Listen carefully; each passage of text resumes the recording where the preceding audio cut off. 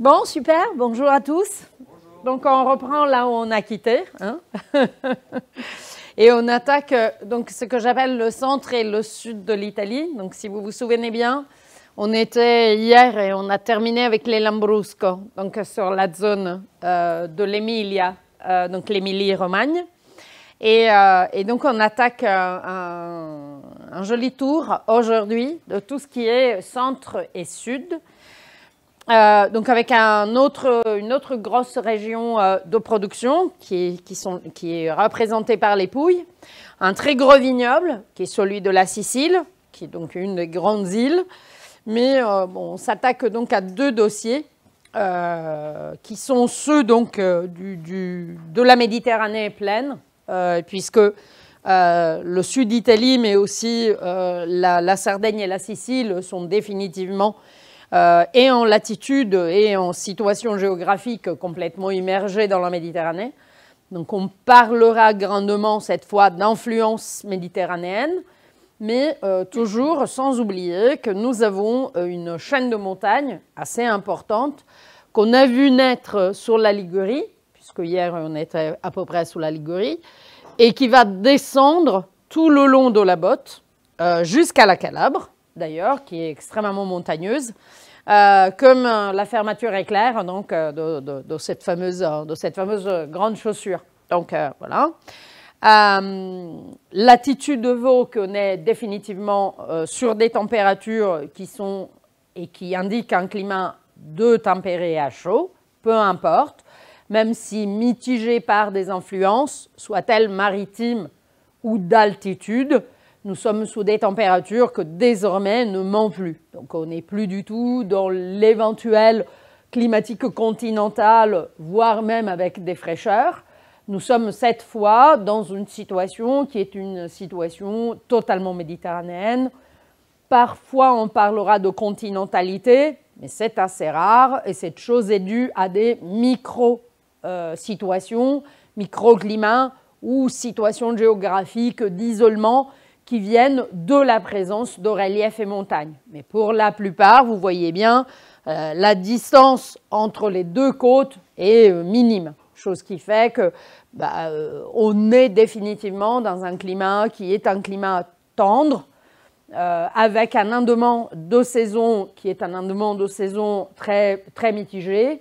Les saisons se ressemblent à peu près toutes et il fait beau quasiment tout le temps.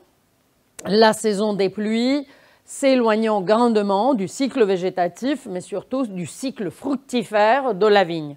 Chose qui en fait véritablement l'emblème de ce climat modéré, apte à produire, sur lequel plus la chaleur et la sécheresse se font présents, plus on a une baisse naturelle des rendements qui est due simplement à la charge en liquide dans les grappes de raisin. Donc, c'est un peu donc, la situation aride de la Sicile, voire de la Sardaigne. Alors, la Sardaigne est assez intéressante parce que sous la Sardaigne, on pourrait faire, comme vous voyez, il manque quelque chose là. Hein. On pourrait faire une comparaison avec la Corse. Et c'est très intéressant de noter comme ces deux îles de taille à peu près similaire se comportent géographiquement, mais surtout climatiquement, de façon vraiment très différente. La Corse est verte, il y a de l'eau partout, il y a des forêts, il y a des grandes cimes, au moins une. La Sardaigne, en revanche, a été limée, un peu comme l'Espagne, par l'érosion progressive. Les deux vont naître d'un même et un seul soulèvement. D'ailleurs, on a du granit en Corse, on l'a en Sardaigne aussi. On retrouvera donc une conformation géologique très proche, mais autant la Corse a pu garder ces grandes cimes qui font, placées comme ça au milieu de la mer, de paratonnerre. Qu'est-ce que ça signifie? Les grandes cimes attirent à soi nuages et pluie, chose qui fait qu'on a une île qui est verte. Autant que la Sardaigne, l'évolution géologique a fait qu'on a vraiment limé les cimes. Alors, on a des altitudes en Sardaigne, mais ça sont des altitudes de plateau. En Espagne, on aurait dit les sierras. Hein, Et du coup, il n'y a plus rien qui attire les pluies. La Sardaigne est d'une sécheresse ahurissante, avec donc une végétation qui devient une végétation méditerranéenne, mais faite de buissons et faite de plantes qui résistent grandement à la sécheresse. De même que pour les cépages endémiques plantés, qui sont des cépages qui ont comme caractéristique commune celle de résister au vent de la mer, qui sont loin d'être gentils, et de résister à des sécheresses qui peuvent être très prolongées. D'ailleurs, le réchauffement climatique n'est pas forcément une préoccupation pour des zones comme la Sardaigne, comme la Sicile, puisque la sécheresse y est endémique, la chaleur est persistante, et donc des fluctuations qui peuvent être des fluctuations de température, avec par exemple des grosses pointes de chaleur, ça passe sous le nez. Donc il n'y a pas pour l'instant des grosses inquiétudes sur la viticulture de ces îles, qui est déjà une viticulture complexe par rapport à ces problématiques qui sont des problématiques pour la vigne autant que plante. Et pour lesquelles, oui, le choix des cépages et l'adaptation de cépages endémiques ou pas, puisque la Sardaigne a un peu cumulé les héritages provenant de la circulation des cépages du bassin méditerranéen. On trouvera donc en Sardaigne des cépages d'origine espagnole qui ont colonisé grandement les zones les plus arides, comme le Grenache. Alors c'est vrai, il a changé de nom, on l'appelle Cannonau, mais la Grenache est le cépage, je dirais, emblématique, tel que le Carignan, donc au Carignano. Donc on y est, on est vraiment... Et vous avez compris de quoi je parle, puisque si je parle de Grenache et de Carignan, on parle de deux grosses bêtes très résistantes à la chaleur et à la sécheresse. Donc voilà. Légèrement différent la situation de la Sicile, qui est plus grande, qui est plus vaste, qui ne présente pas de granit, donc elle est remontée des eaux en sédimentation, donc de terroir argilo-calcaire, pas mal de calcaire, des sels minéraux comme le gypse, qui est assez présent, qui donne des vins donc salins, sapides, et l'Etna avec son volcan qui a donc rempli un énorme golfe de lave et qui aujourd'hui fait une côte constante et plate, mais en vérité une grosse baie est complètement submergée par ce volcan qui est toujours en activité. Donc encore, si vous cherchez un peu sur Internet, il y a la caméra 24 heures sur 24 qui vous montre en ce moment une belle activité strombolienne sur l'Etna, donc toujours en activité. Pour le reste donc, on va progresser le long de la péninsule et on s'occupera donc des vignobles situés plus ou moins donc, entre le 35e parallèle, on est à peu près ça, et donc on arrivera à Bologne. Donc, en parlant, en ce cas, surtout donc, de terrains sortis de la mer, donc de nouveau calcaire, sédimentaire, liés à cet froncement qui a été créé par la subjonction de la plaque méditerranéenne, donc européenne, et de la plaque africaine. Donc, un volcanisme qui est un volcanisme diffus, qui démarre et qui réapparaît autour de Naples, en sachant qu'on a toute une ligne volcanique sous-marine très intéressante, qui intéresse énormément les volcanologues. Peut-être, mais sans moi et probablement même sans vous, on aura des nouvelles îles qui apparaîtront dans la Méditerranée, non sans quelques dégâts, entre guillemets, mais bon, il est fort possible, puisqu'on a une ligne volcanique qui démarre sous les éoliennes, avec donc Stromboli, qui est un peu ce bouton toujours en activité, et qui a donné d'ailleurs le nom à un type d'éruption bien précise, qui est donc l'activité strombolienne, et qui va donc réapparaître autour de Naples, avec le Vésuve, volcan qui est loin d'être éteint. On dit que c'est un volcan dormant, mais pas éteint. Et on s'occupe aujourd'hui de la zone limitrophe à Naples, qui est celle des Campi Flegrei, qui est aussi, a priori, sur une caldeira qui, s'il devait bouger ou exploser, ferait encore plus de dégâts que le Vésuve en 79, quand il a totalement enterré en une journée Pompéi Herculaneum. Donc voilà, on est assis sur un brasier assez délétère. Mais l'activité volcanique poursuit sur le Latium, et puis dans la Toscane. Alors, de façon presque invisible, parce qu'on parlera plutôt d'une activité thermale. Mais les thermes et l'activité d'eau chaude minéralisée est quelque chose qui se développe en Italie, largement dès la zone de Rome. D'ailleurs, les thermes de Saturnia, qui ne sont pas loin de Rome, sont des lacs en eau thermale libres.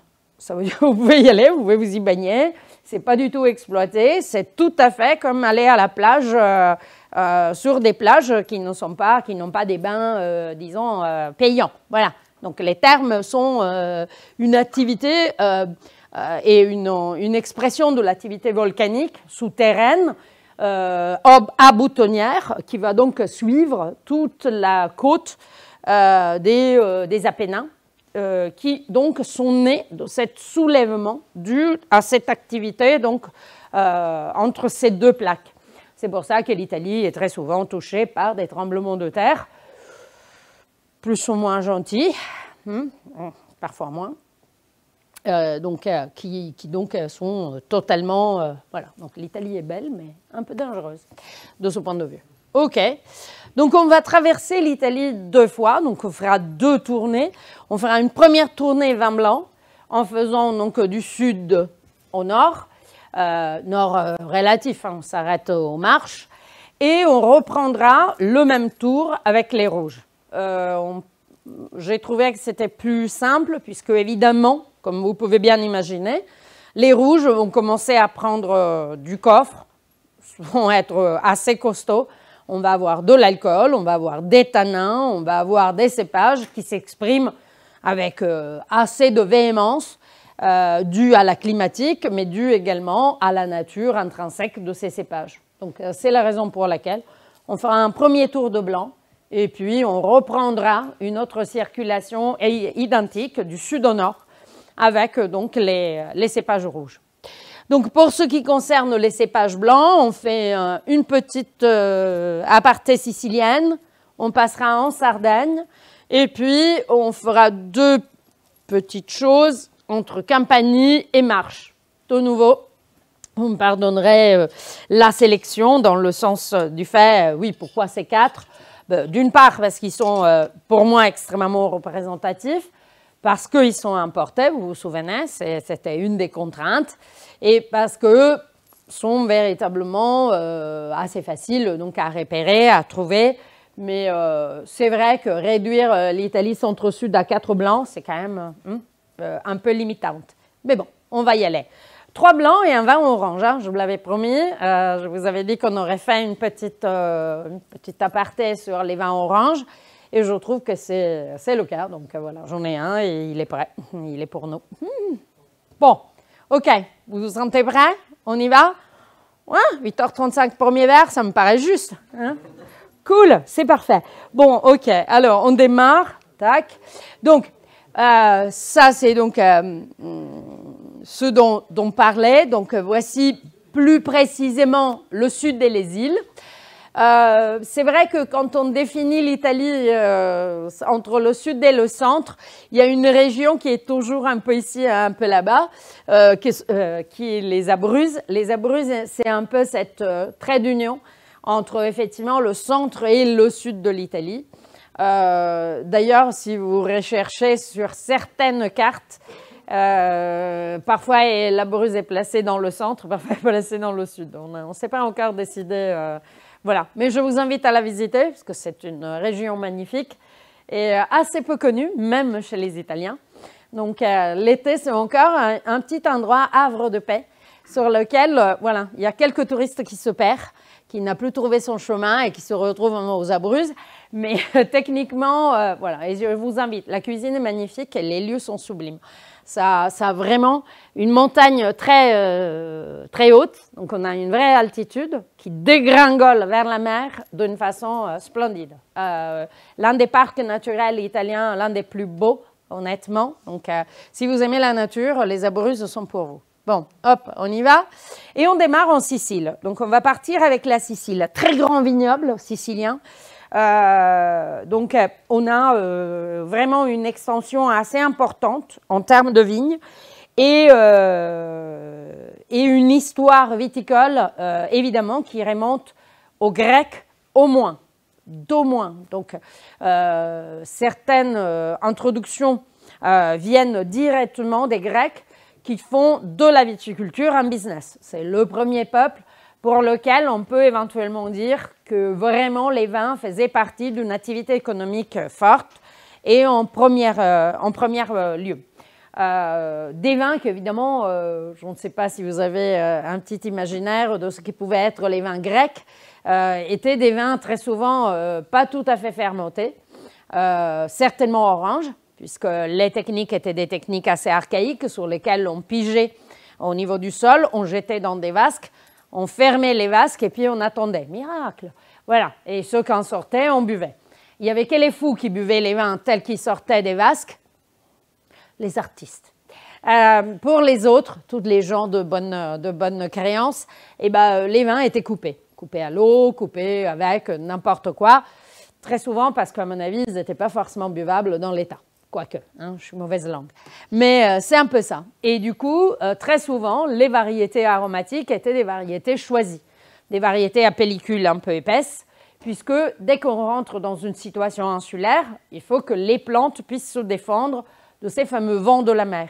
Vents de la mer qui portent du sel. Alors c'est vrai, il y a une légende qui dit « Ah, les vignobles maritimes sentent le sel parce que c'est le sel qui se dépose et que la vigne puise. » Je peux vous assurer qu'une plante couverte de sel meurt. Je ne sais pas si vous avez une idée de ça. Le sel déshydrate et détruit les stomates. La plante n'est plus en mesure d'assurer aucune photosynthèse. Sa feuille sèche et meurt par déshydratation violente issue du sel. Ça veut dire qu'il faut que la plante trouve des escamotages pour pouvoir résister à ces brises marines. Très souvent, la recouvre de sel.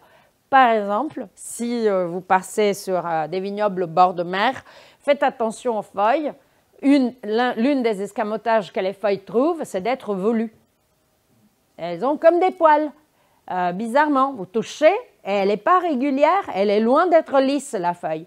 Pourquoi? Parce que la brise marine qui dépose le sel fait en sorte que les poils retiennent le sel et qui ne va pas donc impacter la surface directe des feuilles, de façon à ne pas brûler les stomates et à permettre, même si de façon réduite, une vraie activité de photosynthèse et donc survivre. Donc, très souvent, les salinités dans les vins arrivent par d'autres raisons qui ne sont pas celles directes d'un vin riche en sel. Très souvent, c'est des sels minéraux qui existent déjà, notamment le gypse, par exemple. Il y a des vins alsaciens qui sentent la mer et qui sentent le iode. Et ceci, oui, c'est pas du tout parce qu'il y a la mer. Il y en avait, mais pas tout à fait. Donc, gypse, volcan donnent des côtés salins, crissants, sapides, qui sont vraiment très intéressants et pas forcément directement liés au chlorure de sodium qui arrive avec les vents. Hein, donc, cépages aromatiques, les muscats, la Sicile est une grande terre de muscat, les Grecs évidemment étant à la base de tout ça, et du coup des croisements naturels apparaissent plus ou moins naturels. On pense que le Grillo, dont je voudrais éventuellement vous présenter le profil, est quand même un cépage qui a été créé, donc l'un des rares croisements humains qui aurait éventuellement eu raison d'exister. Il y en a pas mal de croisements qu'on a tentés entre la fin des années 50 et les années 70 pour après abandonner l'idée. Les patrimoines génétiques de la vigne étant trop complexes pour pouvoir les maîtriser jusqu'au bout. C'est un peu comme la génétique humaine. OK, on essaie de manipuler les génomes pour obtenir l'enfant parfait. Mais bon, certains résultats nous ont dit très rapidement qu'il fallait abandonner. Donc, le Grillo va naître d'un croisement entre Catarratto et Zibibbo. Le Zibibbo étant le muscat d'Alexandrie. Donc, ce qu'on appelle muscat d'Alexandrie est effectivement ce qu'en Sicile on appelle Zibibbo. On le trouve notamment sur les îles. Pantelleria en est l'un des exemples le plus éclairé. Et du coup, donc on a cette jolie réussite qui est celle donc, de ce cépage.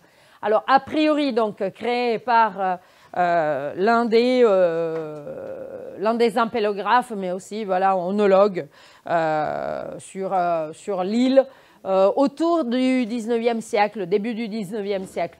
Bon, d'autres sources diraient que c'est un croisement qui a été opéré bien avant, qu'il est arrivé donc plus tard. Ce qui est sûr, c'est que le Grillo prend tout son envol après le phylloxéra. Donc, il trouve un terrain fertile, c'est le cas de le dire, puisque une fois le phylloxéra sévissant, toutes les vignes doivent être arrachées et replantées. Donc, on plante Grillo. Aidé aussi par le fait que les Anglais tombent amoureux de ce cépage pour un vin qui soit plus économique et plus facile à réaliser que les Jerez espagnols et donc donne le là, mais aussi une forte impulsion à ce qui sera le commerce du Marsala, qui va donc devenir un commerce de fou entre la moitié du 19e siècle et la Deuxième Guerre mondiale. Ça, c'est le siècle d'or du Marsala. D'ailleurs, il y a même une série sur la famille Florio, i Leoni di Sicilia. Les Florio ont eu une grande fortune liée aussi au commerce du Marsala et à la vague, donc le surf qu'on a pu faire par rapport donc, à ce vin fortifié d'école anglaise, tout à fait, qui est très intéressant. Et il Grillo, à cette époque, représentait presque 60% du vignoble sicilien. Aujourd'hui, 6000 hectares sont destinés à Grillo, qui donc a subi un revers puissant dû effectivement à la crise du Marsala et qui donc a été redécouvert il y a à peu près 20 ans, autant que cépage à vinifier sans oxydation pour en faire des vins agréable et très fruité.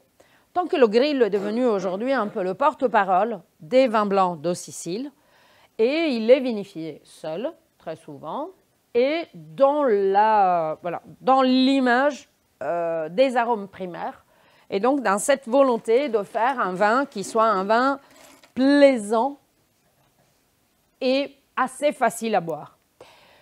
Bon, le Grillo reste un cépage intéressant. Il en existe 2 biotypes aujourd'hui qui sont à l'étude. Un biotype plus simple, plus facile, un biotype plus ferme avec une acidité plus élevée qui est utilisé. Et donc, on a un petit mouvement sous-jacent pour recréer des vins oxydatifs en réserve perpétuelle qu'on appelle pré-British. Il y a un type totalement fou qui a des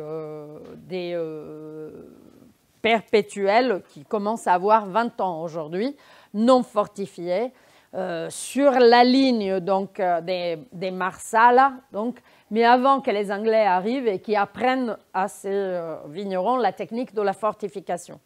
Et c'est vraiment très impressionnant. Le vigneron était présent à Vigni di Vignaioli, la manifestation qui a eu lieu il y a un mois, même pas.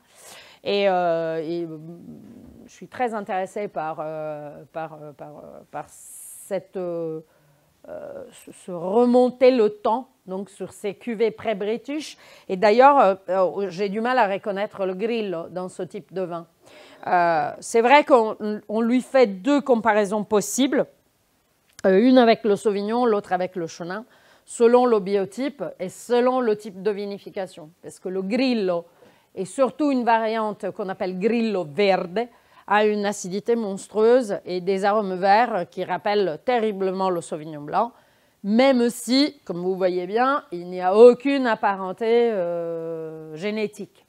Le Grillo de biotype plus fruité et plus simple rappelle en revanche plus les côtés aromatiques un peu ouverts et un peu détendus du chenin, en sachant que de Grillo, on en faisait aussi des versions séchées, donc passerillées, qui en revanche, on ne trouve plus. Donc ça, c'est complètement passé de mode. On revient donc soit vers des oxydations et donc des perpétuels. Vous connaissez la différence entre un perpétuel et une Solera? Parce que moi, je parle de perpétuel, mais est-ce que tout le monde a clair qu'est-ce que c'est un perpétuel? Un perpétuel, c'est un tonneau qu'on nourrit en extrayant du vin et en remettant dedans du jeune vin. Mais c'est un seul tonneau. Et donc, cet assemblage, ce mélange, se fait dans une seule et unique contenant, dans lequel plusieurs années vont donc se mélanger et se sommer l'un après l'autre, de façon à le faire vivre pour toujours. C'est pour ça qu'on appelle ça une réserve perpétuelle, puisque vous nourrissez votre réserve avec des vins plus jeunes et vous allez extraire l'assemblage de tout ce que vous avez mis depuis le début. C'est une technique qui est utilisée en Champagne. Les petits vignerons font ça pour des vins de réserve. Et donc, attention, quand on vous dit méthode Solera, demandez bien de quoi il s'agit. Quelle est la différence avec une méthode Solera?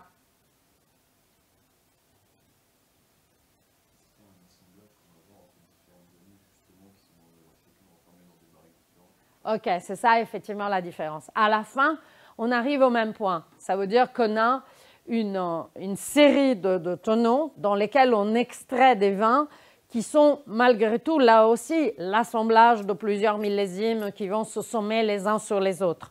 Mais la Solera a plusieurs steps et le jeune vin rentre dans le step le plus éloigné du secteur dans lequel j'extrais le vin. Et par la suite, les houillages se font de façon codifiée, le précédent houillant uniquement le suivant. Donc, il y a une sorte toujours de partie nourricière et de partie extractive, mais la partie nourricière est très éloignée de la partie extractive. Et à chaque fois, on a donc cette cascade de nutriments. À la fin, le résultat d'une perpétuelle assez ancienne ou d'une Solera, je dois dire qu'ils vont peut-être se rassembler, d'accord? Mais le système n'est pas tout à fait identique. La Solera est plus ample, donne accès à des quantités plus importantes et c'est plus stable puisque les jeunes vins n'impactent en rien ce que j'extrais. Autant que sur une perpétuelle, les jeunes rentrent immédiatement dans l'assemblage final. Et donc, j'ai un moment sur lequel je peux modifier certaines conditions puisque le jeune vin va rentrer et impacter immédiatement le tonneau dans lequel je travaille. OK, donc nous revenons un tout petit peu en arrière. Pour arriver à ces pré-british, sur le grill, on a fait plein de vinifications différentes. L'expression la plus simple et la plus immédiate, jusqu'à, comme vous avez dans le verre, un petit contact pelliculaire. Donc, on travaille avec des vignerons qui ont essayé de redonner au grill un tout petit peu son intériorité, son historicité, sa façon d'exister. Donc, ce que vous avez, c'est donc Aldo Viola, qui est l'un de ces vignerons qui s'est un peu réinventé cette histoire du grill, cette histoire du cépage, dans une zone viticole de la Sicile, qui est donc la zone, ouest, sur les hauteurs de Alcamo, donc à l'intérieur, qui est une zone viticole complètement dédiée au vin blanc. Comme vous voyez bien, la zone orange est la zone du Marsala, qui est aujourd'hui une zone un peu laissée par perdue, puisque le Marsala n'est plus aussi fort, et sur lequel on a une myriade aujourd'hui de vignerons qui sont en train de se réinventer une histoire très très forte.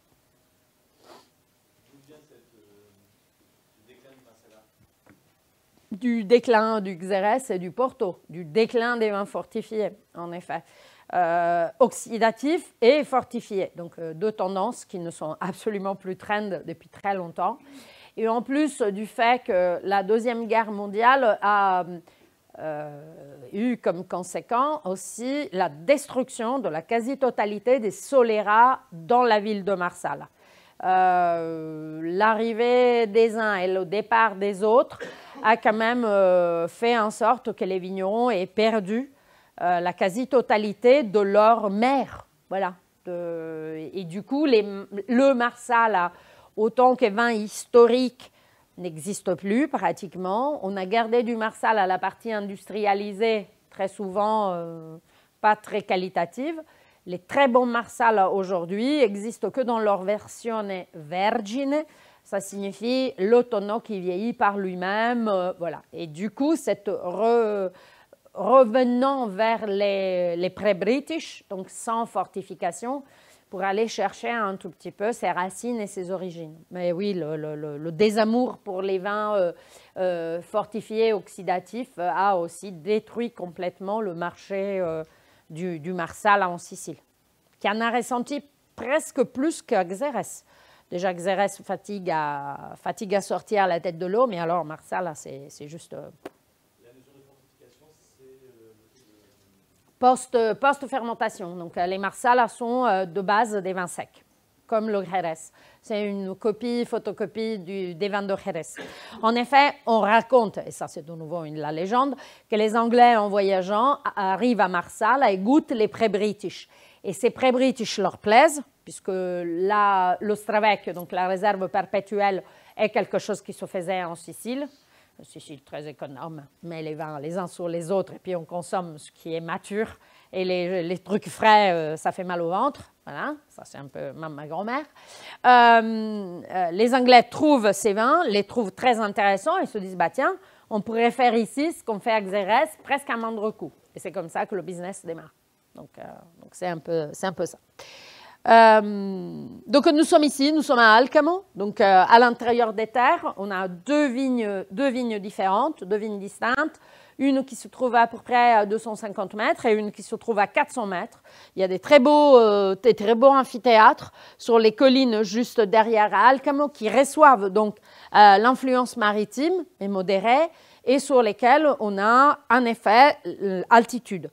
Sur les îles, l'effet altitude se ressent tout de suite avec des nuits beaucoup plus fraîches que la journée. En sachant que généralement, sur une île comme la Sicile, le différentiel jour-nuit est de 5 degrés, 35-30, 7, 35-28. Voilà. Hein, il fait chaud le jour, il fait chaud la nuit. Voilà. Il fait chaud partout, tout le temps. Donc, dès qu'on commence à avoir un vrai différentiel sur lequel on commence à avoir 15-20 degrés de différence entre jour et nuit, et donc entre 40, on descend à 20, la vigne, je peux vous dire, se repose et vous le rend. Donc, on a des blancs très aromatiques, on a un côté très ouvert et qui est très intéressant. Et donc, Aldoviola est l'un de ça. Et ce qu'on a dans le verre s'appelle Notte di Bianco et qui est donc son Grillo 100%. Alors, pour tous ceux qui connaissent Aldoviola, peut-être ils savent que cette cuvée s'appelait à l'origine Notte di Grillo. Et tout d'un coup, le vin a changé en Notte di Bianco, sans avoir changé le vin d'un iota. Et bien ça correspond au changement de la réglementation sicilienne qui a interdit l'apparition des mots Grillo et, on verra par la suite, Nero d'Avola sur des bouteilles en IGP. On a donc coincé Grillo et Nero d'Avola à partir de l'appellation d'origine contrôlée. Donc il faut que ça soit une DOC Sicile, pour que Grillo puisse apparaître en toutes lettres sur l'étiquette. Ceci parce que Grillo et Nero d'Avola sont véritablement les porte-drapeaux de la Sicile partout, y compris le continent. Voilà. Donc l'IGP ayant un cahier des charges généralement légèrement plus facile à exploiter, l'idée était celle de faire en sorte que les vins identifiés comme étant Grillo, comme étant Nero d'Avola aient un standard qualitatif minimal qui soit surtout protégé par une DOC. C'est la raison pour laquelle Aldo, qui est quand même resté en terre sicilienne et IGP, obtenir une validation d'appellation avec ce côté un peu trouble, non filtré, cette petite touche de macération, c'était juste pas possible. Donc il est resté IGP, mais donc de ce fait, il a perdu la possibilité d'exploiter le mot grillo, et du coup sa cuvée, sans changer à rien de son étiquette, est devenue notée di bianco. Bon, on est prêt? Le vin, à mon avis, a pris suffisamment d'air pour pouvoir en parler.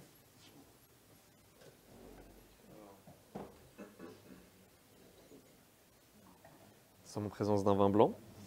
Je propose une robe or pâle, trouble, avec des reflets jaunes. On n'a pas de larmes. Ouais, ça doit être votre verre. C'est mon verre. Et ben alors on va dire qu'il y a des larmes. Non, mais c'est normal. Et puis les larmes ne sont pas non plus d'une importance on va passer au nez. Avec plaisir. Il a un nez très ouvert, net sans défaut, très agréable, assez gourmand. Il va sur de belles notes d'agrumes, des notes de fruits à noyaux, on peut penser à de la pêche, de l'abricot. On va aérer pour en savoir un petit peu plus.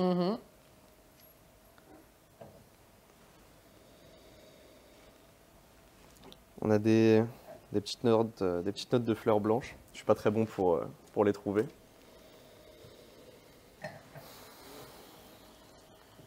Un peu de miel. Non, assez très, très agréable comme nez. Il donne envie de goûter. Ce qui en fait son succès, effectivement. C'est ça. On va passer à la bouche.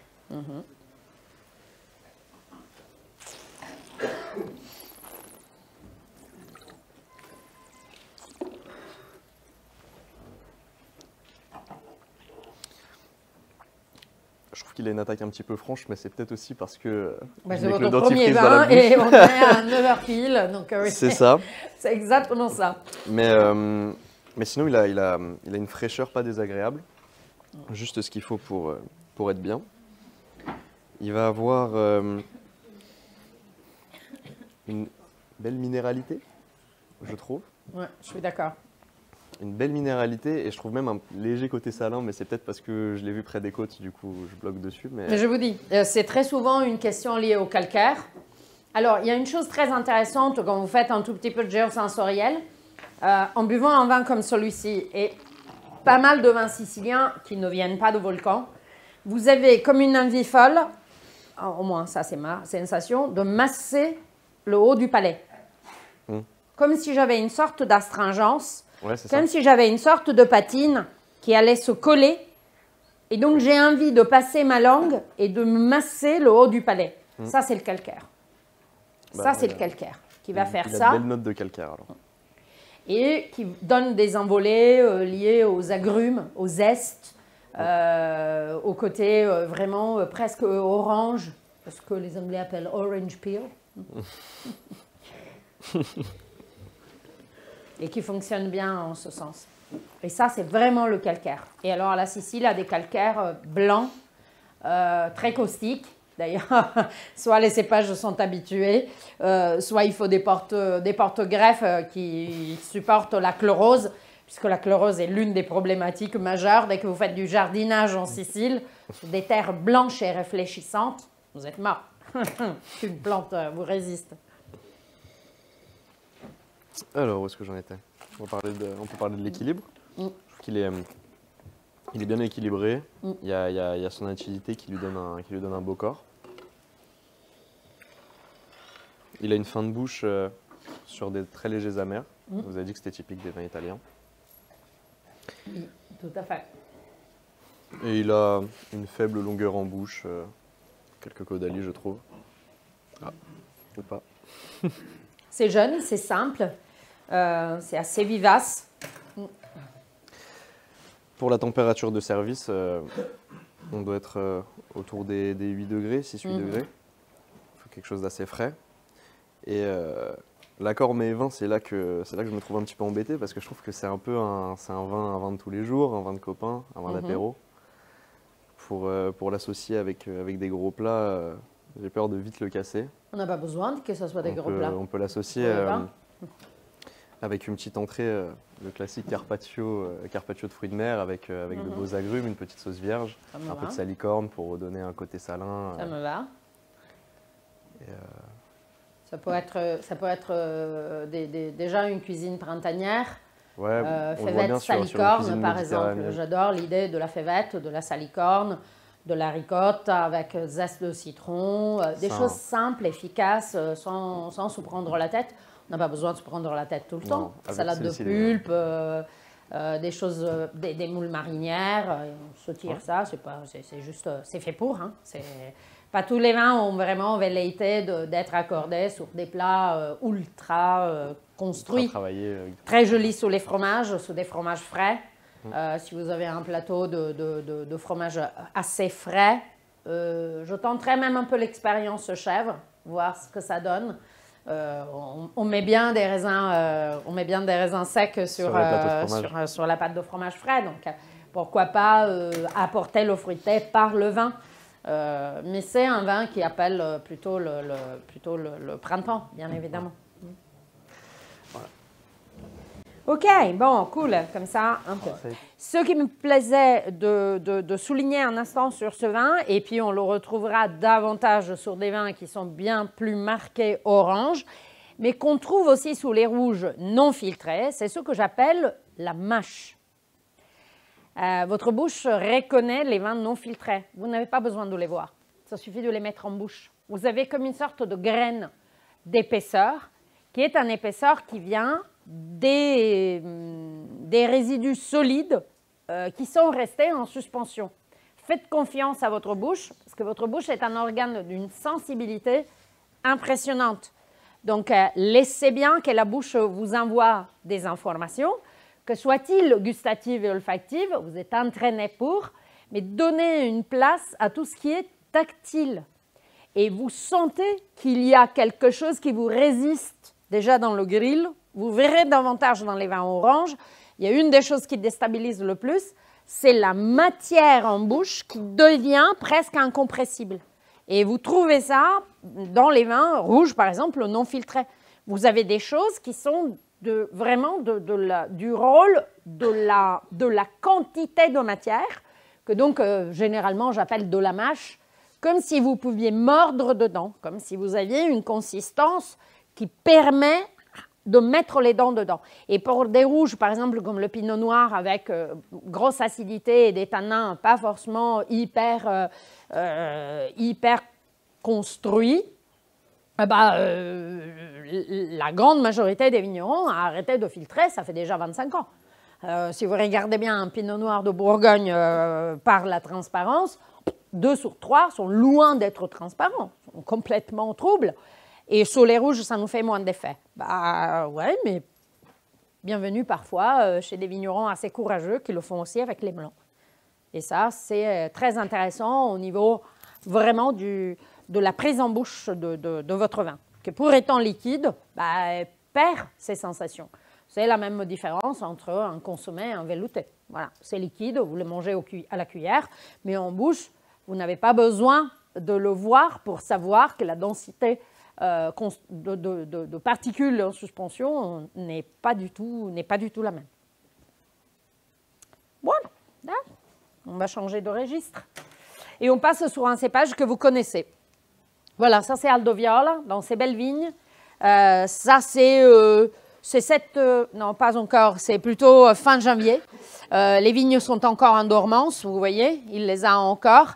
Et toute la campagne se remplit de trèfles et de fleurs jaunes. Donc ça, c'est vraiment les premières pluies après l'hiver. Et ça, c'est Aldo, voilà, qui sniffe ces petites fleurs. Voici de nouveau, voilà, les vignes qui sont complètement, voilà, il taille assez tard. C'est quelqu'un qui prône plutôt les tailles d'hiver, mais assez tardives. Ça se voit de plus en plus. En attendant fin janvier, février même, pour commencer à nettoyer et à couper. Voilà, donc ça fait un peu bazar, mais c'est exactement. Et ces plantes que vous voyez, avec ces feuilles un peu grasses, ça c'est des fèves. Et les fèves sont très intéressantes dans la jachère, parce que très riches, et donc ça fait de l'enrichissement naturel très intéressant. Et donc voilà, il y a des fèves qui sont plantées ici et là. Hop. Et ça c'est le grill, donc un très joli cépage, mais assez corpulent. C'est un cépage qui a une énorme vigueur. Donc c'est un cépage qui doit vraiment exploser en termes de verre pour après avoir donc un rendement qui soit un rendement un peu un minima cohérent. Mais c'est un cépage extrêmement vigoureux, chose qui a aussi dicté son succès post-phylloxéra, puisque oui, les post-phylloxéra sont quand même des périodes sur lesquelles on aimait bien la quantité et la facilité plutôt que la qualité. Et on passe donc en Sardaigne. Et bien là, bienvenue chez le Vermentino. Ça devrait vous dire quelque chose, le Vermentino. Hein? Ben voilà. Le Vermentino est un grand voyageur. On dit que le Vermentino semble être originaire d'Espagne, peut-être même du Portugal, en revanche ayant complètement disparu, et d'Espagne et de Portugal. Il paraît avoir atterri en Corse, plus ou moins autour du XIVe siècle, et par la suite avoir rayonné autour, voilà, entre la Ligurie et le nord de la Toscane, la Sardaigne et la Provence. Donc progressivement, le Vermentino a quand même continué sa belle progression sur les côtes. C'est vraiment un cépage bord de mer. Il adore ça, il résiste bien, il aime des terroirs qui soient des terroirs pas extrêmement riches. D'ailleurs, il adore le granit. Il adore le granit de Corse. Il rentre très bien en granit de Sardaigne. Et on le trouve parfois sous des argilo-calcaires ou calcaires, mais toujours de type sablonneux, alluvial, colluvial, donc des terrains pauvres dans lesquels il se situe et il s'installe facilement. Résiste assez bien à la sécheresse. En Provence, vous le connaissez sous le nom de Rolle. Donc, c'est lui. C'est un cépage très intéressant. 80% du Vermentino italien est en Sardaigne. Donc, il en est un cépage emblématique. On le trouve sur toute l'île, mais je dirais que la Gallura, qui est donc cette région, donc cet angle intéressant, en sachant que juste là, il y a la Corse. Hein. Là, c'est vraiment, les Bonifacio est vraiment à deux pas. En effet, sigle donc cette espèce de continuité sur des plateaux, parce que la Gallura est l'exemple classique de ce plateau limé. Nous sommes entre 300 et 600 mètres, donc c'est quand même un endroit plat, mais assez élevé. Donc, on est véritablement dans ce qui, de plus classique, se fait en termes de blanc italien. C'est un blanc historique. La Sardaigne en produit depuis longtemps. Et Capiquera fait partie de ces domaines qui ont une histoire plus que trentennale, donc d'exploitation viticole sarde. Et c'est une expression assez précise, à mon avis, du Vermentino dans sa version sarde, que, à mon avis, un tout petit peu des aires de Corse. Hein. Il n'y a pas beaucoup de différence. Mais avec ces 6000 hectares, je dirais qu'on est à peu près au même niveau du Grillo. Donc ça fait partie d'un cépage que vous trouvez assez facilement, même dans les bar à vin italiens. C'est un vin qui a énormément de succès. Et donc nous allons goûter donc cette version, qui est celle donc de la Gallura et donc des sables granitiques. Voilà. Et nous sommes à Arzachena, donc ici, sur cette partie, voilà, sur l'intérieur des terres, donc, sur une vigne qui s'appelle la vigne des autres, la vigne étrangère, hein, Anghena, puisque pendant très longtemps, était une vigne en fermage que la famille a rachetée par la suite. Mais les Sardes, un peu comme les Corses, se méfient de tout ce qui vient d'ailleurs. Et donc la vigne a continué à s'appeler la vigne étrangère, voilà, la vigne des autres. Donc. Hop, allez, on y va.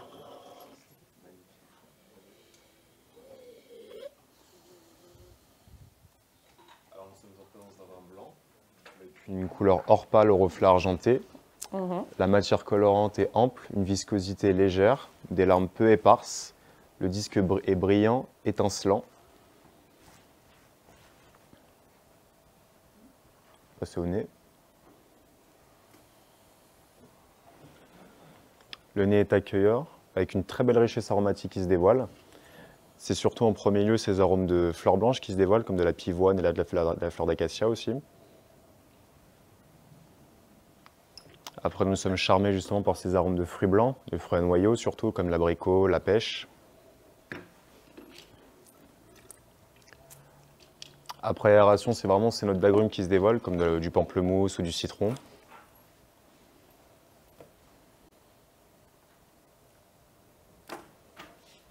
Et pour un troisième nez, je dirais c'est vraiment ces arômes empyromatiques qui ressortent, cet arôme toasté, fumé qui ressort.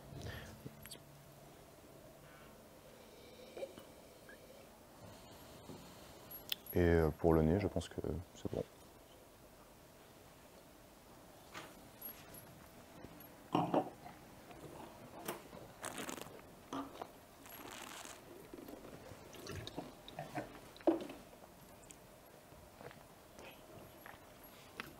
L'attaque est franche, nette, avec une très belle richesse encore aromatique qui se dévoile. Et c'est vraiment après la rétro-olfaction, ces arômes de fruits blancs qui ressortent, avec cette belle note florale, et ces petites et ces légères acidités qui se ressortent justement, qui est ramenée par ces arômes d'agrumes, et de citron, je dirais aussi. Mais un citron français pas, un yuzu partant sur un citron japonais qui avait une trop grosse zeste jaune. C'est vraiment ce zeste jaune qui ressort, qui est très intéressant justement. Avec une belle minéralité aussi qui se dévoile. Ça, c'est le garnite qui crisse, ça reste côté.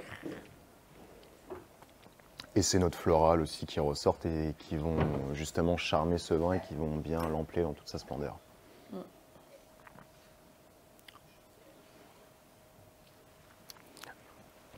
Alors, je mettrais ce vin en température de service entre 10 et 11 ou 12 degrés. À voir. Après, à savoir avec quel accord mets-vin on va l'accorder, si c'est avec un fromage, une entrée fraîche, chaude ou pas, ou avec quel mets on va l'accorder. Je dirais que nous sommes entre 2 et 5 caudalie. Le temps de garde est de 3 encore à 5 ans.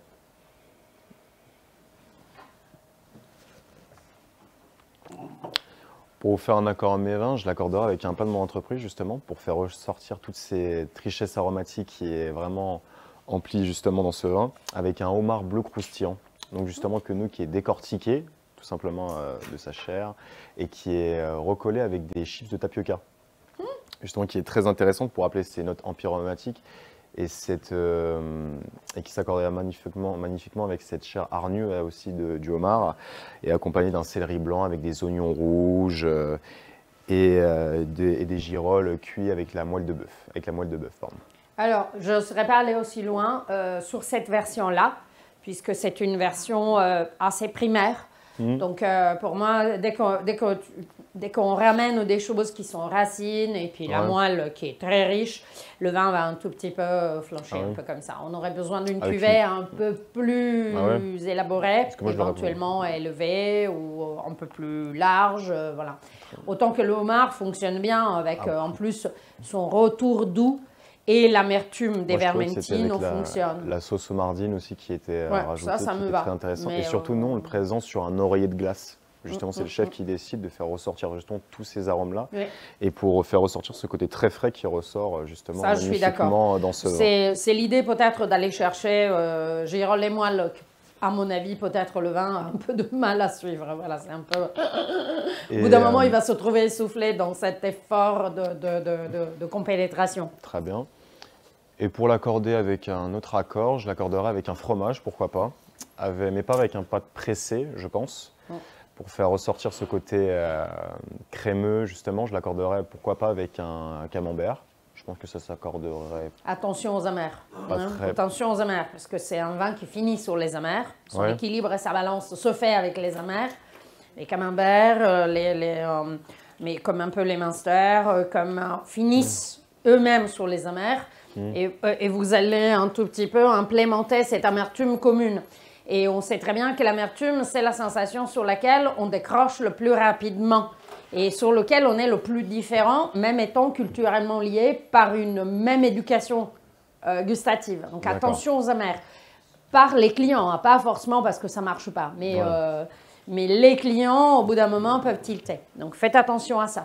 Alors c'est vrai que sur des fromages pas trop affinés, parce que ce n'est pas un vin à fromage affiné, hein, il ne comprendrait pas de se retrouver à sentir les pieds, le sous-bois, le truc. Voilà, c'est pas son truc. Lui, sont les agrumes, le citron, à ses pointes très d'envolée. Donc oui, des fromages de ce type, et je comprends pourquoi, mais certainement pas affinés, et attention aux amers. C'est la seule chose. Il faut tester les accords. Et je dirais aussi que la concentration alcoolique, elle est moyenne. Elle n'est pas... 13,5. Ça commence à être sympathique. Hein. Aldoviol en avait 12. Non, mais elle n'est pas... Aldoviol en avait 12. Mais elle n'est pas trop prononcée, je dirais. C'est le plaisir du Vermentino. C'est le plaisir de jouer avec les acidités et les amers en contraste balance avec l'alcool. Ça fonctionne. C'est hyper bien vinifié. Très bien. Mais le Grillo, qui paraissait presque même un peu plus consistant, avait 12 degrés d'alcool. Autant que ça, il y en a déjà 13,5. Même 14, donc bam, ça sent grave. Donc, je bois peut-être trop. Mais, non, c'est pour ça. Il est là, il a une belle prestance et c'est pour ça que je l'ai servi après le Grillo. Parce que le Grillo, sinon, ne tient plus. Il se défait un peu de sa nature. Et le prix, allez, je dirais qu'on est sur entre 35 et 50. À mon avis, c'est un peu moins cher, mais on est à peu près là. On devrait être à peu près là. 52 ? Ouais, en prix consommateur, en prix conso. Les prix que vous avez sont très souvent des prix, je l'achète autant qu'un particulier.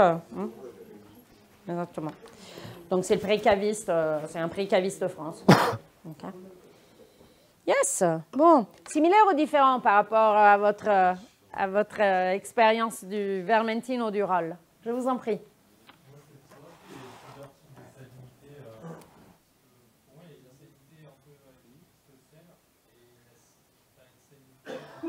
Des amandes, toi? Ouais, je suis d'accord. Moi, pour moi, c'est pas salin, ça. C'est pas iodé. C'est pas le côté sel de mer. Vous avez ce que j'appelle la salinité dépendante de sels minéraux qui ne soient pas chlorure de sodium et donc qui ne soient pas sel marin ou sel de mer ou fleur de sel. Et d'ailleurs, je vois à peu près où je salive. Dès que c'est de la salinité iodée, je salive presque en pointe. J'ai des sensations qui sont très picotantes et très pointes de la langue. Dès que j'ai une distribution minérale, j'ai plus des sensations qui se font plus postérieures et avec des envois de salive qui ne sont pas aussi en jet mais c'est un peu la même différence lorsque vous travaillez un peu avec les iodés ou les réductions, l'umami par exemple. C'est ce que les Anglais appellent savory, qui me plaît énormément et que je ne sais pas traduire. Savory, c'est quelque chose qui déclenche des salivations qui ne sont pas des salivations pur sel. Ce sont des salivations beaucoup plus complexes dues à des sels minéraux variés, mais pas forcément chlorure de sodium. Exactement, c'est tout à fait ça, exactement. Les cristaux de sel, c'est vraiment en pointe et c'est pour moi plutôt iodé. Vraiment, oui. Quand je parle de cristaux de sel ou de fleurs de sel, je suis sous des salinités vraiment correspondantes au sel marin.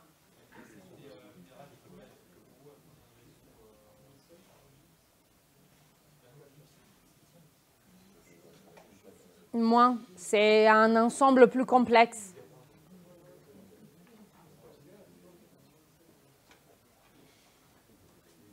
Ouais, il faut trouver ses propres points et il faut observer. C'est pour ça que je vous dis, faites attention au tactile.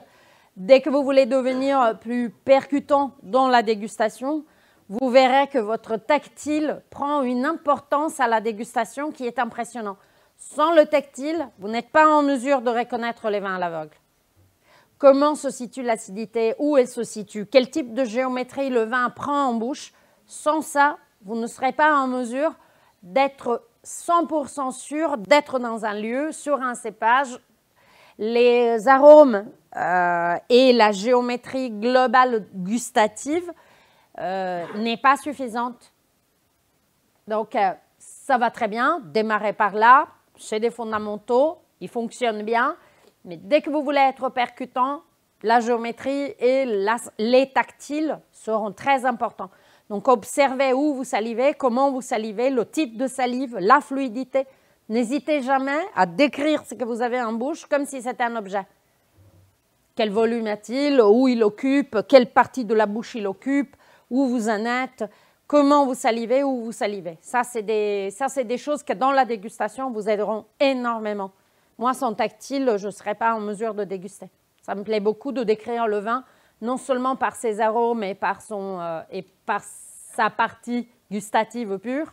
J'aime énormément décrypter le vin par où je salive, comment je salive, où je trouve le vin, quel type de géométrie. On peut parler d'étoffe. Il y a aujourd'hui, par exemple, Cyril Tota qui fait toute une étude sur le tactile des doigts et le tactile de la bouche en essayant de mettre en commun la texture d'un tissu et les rugosités qui vont apparaître en bouche. Donc, il y a plein de façons d'aborder ça et d'en faire un complément à votre analyse sensorielle pure.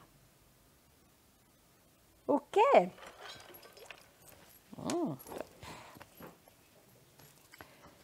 Hop là. Donc, on fait un petit saut.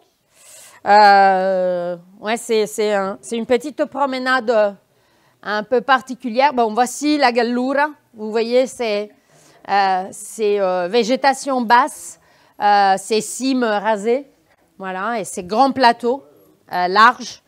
Donc ça c'est la Sardaigne. Voilà, encore. Donc sous ces fameuses sables granitiques, donc ce rose, et puis ces terrains que dans les mains ne se compactent pas. Vous essayez de faire une boule et elle ne tient pas. Parce que comme pour les sables, elle se défait. Il y a assez peu d'argile. Et donc, et voici donc le Vermentino. Hop là. Dites. Le vin que j'ai goûté, le fromage, vous l'auriez appelé avec quel fromage par exemple? Lequel sur le Vermentino? Ouais, ça me va une. Moi, j'aurais bien vu un gorgonzola un peu sucré. Les gorgonzola sont très amers. Méfiez-vous des gorgonzola. J'aurais tenté les chèvres, mais les chèvres sont antipathiques. Hein. Donc oui, ça aurait pu avoir à tenter. À tenter. À tenter. Je ne suis pas contre, honnêtement. Parce que, par exemple, dès que vous avez dit camembert, moi, j'ai en tête un Munster planche très jeune. Voilà. Avec ces textures encore un peu gommeuses, un peu blanc. Mais oui. Ouais, pourquoi pas. Bah, c'est chez lui. Hein. Honnêtement, c'est chez lui. Et le côté herbe de Provence, généralement, va assez bien avec les vermentines. Donc, oui, là, vous jouez carte sûre. C'est très souvent ce qui fonctionne. Hein. Quand quelqu'un est obligé de manger et boire la même chose pendant nombreuses semaines, les fromages vont dans le sens du vin et les vins vont dans le sens du fromage. Ça, c'est une chose assez classique. Ça fonctionne bien. On peut partir de là pour aller par la suite voir. Le sel fonctionne bien sur les amers. Ça, c'est toujours vrai. Donc, des fromages qui ont une pointe de sel un peu énervée fonctionnent très bien sur des vins qui finissent et clôturent en amer. D'ailleurs, le sel est toujours ma clé pour résoudre un problème de tanin. Fromage et vin. Quand j'ai un vin qui est un peu surmené en tanin et que je trouve être un peu trop présent, je vais de tendance conseiller des fromages qui aient un retour salé un peu important. Parce que le sel coupe toujours les jambes à la mer. Ça, eh oui.